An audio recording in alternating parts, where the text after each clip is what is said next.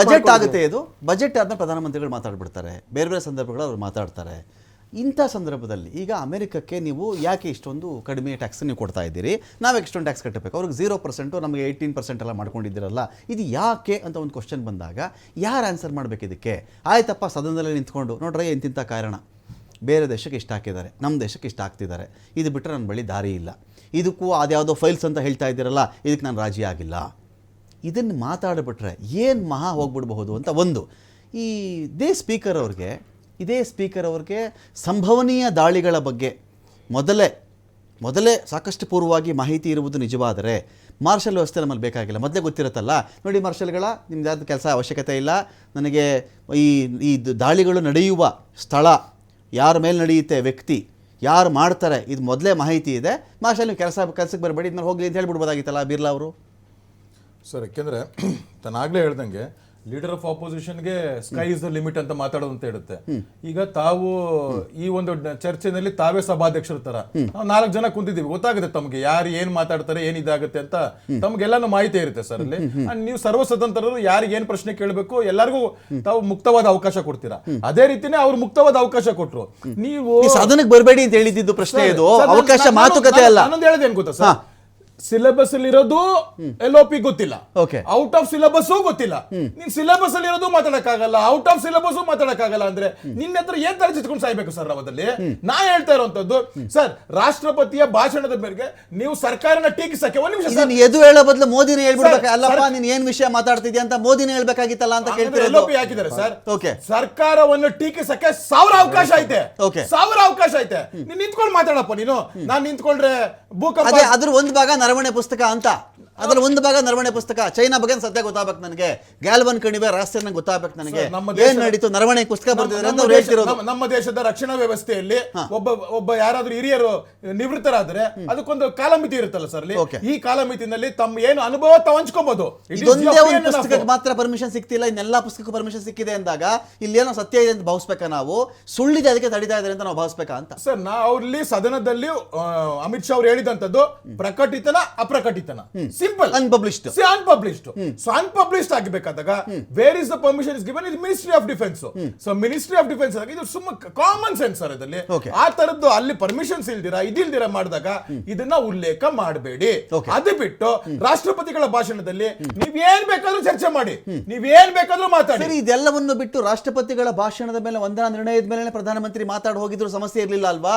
ಸರಿ, ಆ ಟಾಪಿಕ್ ಎತ್ಕೊಂಡೇ ಮಾತಾಡ್ಬೇಕಾಗಿತ್ತಲ್ವಾ? ಈಗ ಸರ್ ಹೇಳಿದ್ರು ನಿಯಮಾವಳಿಗಳು ಅಂತ, ಆ ನಿಯಮಾವಳಿಗಳು ಬರೀ ಒಂದು ಪುಸ್ತಕ ಇಟ್ಕೊಂಡು ಯಾವಾಗ್ಲೂ ಇದ್ ಮಾಡ್ತಾ ಇರ್ತಾರಲ್ಲ, ಆ ಸದನದ ಪುಸ್ತಕದ ನಿಯಮಾವಳಿಗಳನ್ನ ಒಂಚೂರು ಓದಿದ್ರೆ ಗೊತ್ತಾಗ್ತಾ ಇತ್ತು ಸರ್. ಅದಲ್ಲಿ ನೀವು ಬಂದಿ ಸುಮ್ಮನೆ ನರೇಂದ್ರ ಮೋದಿ ಅವರಿಗೆ ಹ್ಯೂಮಿಲಿಯೇಟ್ ಮಾಡಬೇಕು ಅಂತ ಹೇಳಿ ಔಟ್ ಆಫ್ ಸಿಲೆಬಸ್ ಬೇಡದ ವಿಚಾರಗಳನ್ನ ಆ ಪ್ರಕಟವಾಗದೇ ಇರತಕ್ಕಂಥ ಪುಸ್ತಕದ ಒಂದು ಪ್ರತಿ ಇಟ್ಕೊಂಡು ಬಂದ್ಬಿಟ್ಟು ಹೇಳಿಬಿಟ್ರೆ, ಈಗ XYZ ಯಾರೋ ಪುಸ್ತಕ ಬರೆದಿದ್ದಾನೆ ಅಂತ ಹೇಳಿ ಒಂದು ಬೈಂಡ್ ಅಷ್ಟೇ ನಾನು ತೋರಿಸ್ತಿರೋದಲ್ಲಿ, ಒಂದು ಬೈಂಡ್ ತೋರಿಸ್ತಾ ಇದ್ದೀನಿ ನಾನು.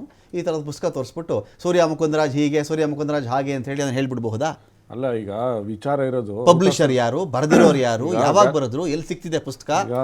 ಆಮೇಲೆ ಅವ್ರು ಹೇಳ್ತಾರಲ್ಲ, ಇದರಲ್ಲಿ ಬಹಳ ಜನ ಮಾತ್ರ ಸದನದಲ್ಲೇನೆ ನೋಡಿ, ಆ ಪುಸ್ತಕ ಪ್ರಕಟವಾಗಿದ್ರೆ ನಾವು ಅದ್ರ ಬಗ್ಗೆ ಓದ್ತಾ ಇದ್ವಿ, ಸತ್ಯಾಸತ್ಯತೆ ನಾವು ತಿಳ್ಕೊಂಡು ಅದ್ರ ಬಗ್ಗೆ ನಾವು ಡಿಬೇಟ್ ರೆಡಿ ಆಗ್ತಾ ಇದ್ವಿ. ಪುಸ್ತಕ ಎಲ್ಲೂ ಸಿಗದೇ ಇರೋ ಪುಸ್ತಕ ಇಟ್ಕೊಂಡು ಬಂದ್ಬಿಟ್ಟು ಈ ಮನುಷ್ಯ ಈ ತರ ಮಾತಾಡ್ಬಿಟ್ಟು ಏನು ಮಾಡೋದು ಕೇಳಿದ ಜನ ಸುಳ್ಳ. ಈಗ ರಾಜನಾಥ್ ಸಿಂಗ್ ಅವ್ರಿಗೆ, ಅಮಿತ್ ಶಾ ಅವ್ರಿಗೆ, ನರೇಂದ್ರ ಮೋದಿ ಅವ್ರಿಗೆ ಈ ಪುಸ್ತಕ ಸಿಗುತ್ತೆ. ಅವ್ರಿಗೆ ಸಿಗಲ್ಲ ಅಂತೇನಿಲ್ಲ, ಯಾಕೆ ಅಂದ್ರೆ ಪರ್ಮಿಷನ್ಗೆ ಅವ್ರ ಹತ್ರನೇ ಹೋಗಿರೋದು. ಸೊ ಅವ್ರು ಆ ಪುಸ್ತಕ ಆಮೇಲೆ ಇನ್ನೊಂದು ಈ ಸದನದಲ್ಲಾಗಿರ್ಬೋದು, ಸದನ ಕೂಡ ಒಂದು ಕ್ವಾಸಿ ಜುಡಿಷರಿ ಬಾಡಿ, ಒಂದು ಕೋರ್ಟ್ ತರಾನೇ. ಸೊ ಅಲ್ಲೂ ಕೂಡ ಅನೇಕ ಈ ಹಿಂದೆ RTI ಬರೋಕ್ಕಿಂತ ಮುಂಚೆ ನೀವು ದಾಖಲಾತಿಗಳನ್ನ ತಗೊಂಡ್ಬರ್ಬೇಕಾರೆ ಯಾವುದೋ ಅಟೆಸ್ಟೆಡ್ ದಾಖಲಾತಿಗಳು ಆಗಿರ್ತಾ ಇರಲಿಲ್ಲ, ಅದು ಸರ್ಟಿಫೈಡ್ ಅಲ್ಲ.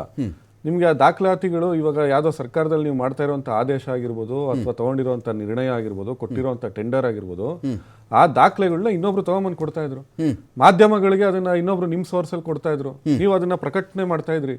ಹಂಗಂತ ಹೇಳ್ಬಿಟ್ಟು ನಾವ್ ಇನ್ನೂ ಆದೇಶನೇ ಕೊಟ್ಟಿಲ್ಲ, ಆಗ್ಲೇ ನೀವು ಪ್ರಕಟಣೆ ಮಾಡ್ಬಿಟ್ಟಿದ್ದೀರಾ, ಇದು ತಪ್ಪು ಅಂತ, ಔಟ್ ಆಫ್ ಸಿಲೆಬಸ್ ಅಂತ ನೀವು ಹೇಳ್ತಾ ಇದ್ರ.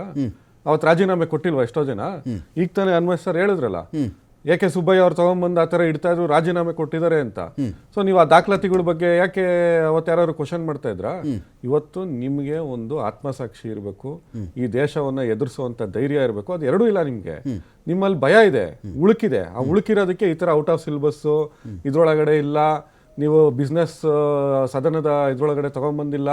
ಸೊ ಆ ಥರ ಎಲ್ಲ ತಗೊಂಡ್ಬಂದು ಇವತ್ತು ಮಾತಾಡ್ತಾ ಇದ್ದಾರೆ. ಇವತ್ತು ನರೇಂದ್ರ ಮೋದಿ ಸರೆಂಡರ್ ಆಗ್ಬಿಟ್ಟಿದ್ದಾರೆ. ವೆನಿಜುವೆಲಾ ಅಧ್ಯಕ್ಷನ ಡೊನಾಲ್ಡ್ ಟ್ರಂಪ್ ಕಿಡ್ನಾಪ್ ಮಾಡಿಸಿದ ನಂತರ ನೀವು ಅಲ್ಲೇ ತೈಲ ತಗೊಬೇಕು ಅಂತ ಹೇಳ್ತಾರೆ, ಅಮೆರಿಕಾದಿಂದಾನೇ ತೈಲ ತಗೊಬೇಕು ಅಂತ ಹೇಳ್ತಾರೆ, ರಷ್ಯಾ ಜೊತೆ ವ್ಯಾಪಾರ ಮಾಡಂಗಿಲ್ಲ ಅಂತ ಹೇಳ್ತಾರೆ. ಇದೆಲ್ಲದಕ್ಕೂ ನರೇಂದ್ರ ಮೋದಿ ಕಣ್ಣು ಮುಚ್ಕೊಂಡು ಸೈನ್ ಹಾಕಿದ್ದಾರೆ.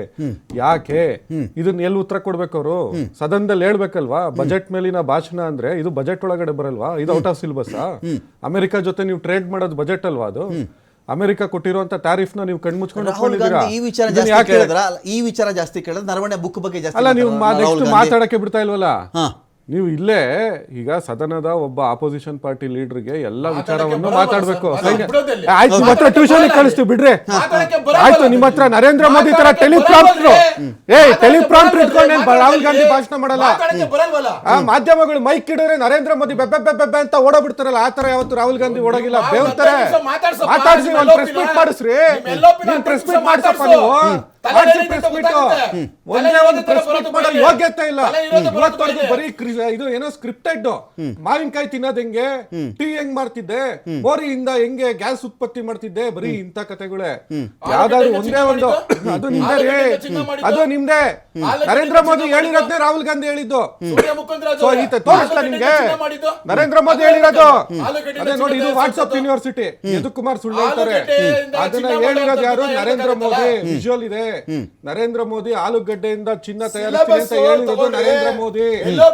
ಈ ತರ ಸುಳ್ಳುಗಳನ್ನ ಹೇಳ್ಕೊಂಡಿದಾರಲ್ಲ, ಈ ತರ ಯದುಕುಮಾರ್ ಅವ್ರು ಹೇಳ್ತಾ ಇದಾರಲ್ಲ ಸುಳ್ಳುಗಳು, ಈ ತರ ವಿತಂಡವಾದವನ್ನ ಮಾಡ್ತಾ ಇದಾರಲ್ಲ, ಈ ವಿತಂಡವಾದವನ್ನ ಮಾಡೋ ಕೂಡ ನರೇಂದ್ರ ಮೋದಿ ಇಲ್ಲ. ಒಂದೇನಾಗುತ್ತೆ ಅಂದ್ರೆ ಶಶಿ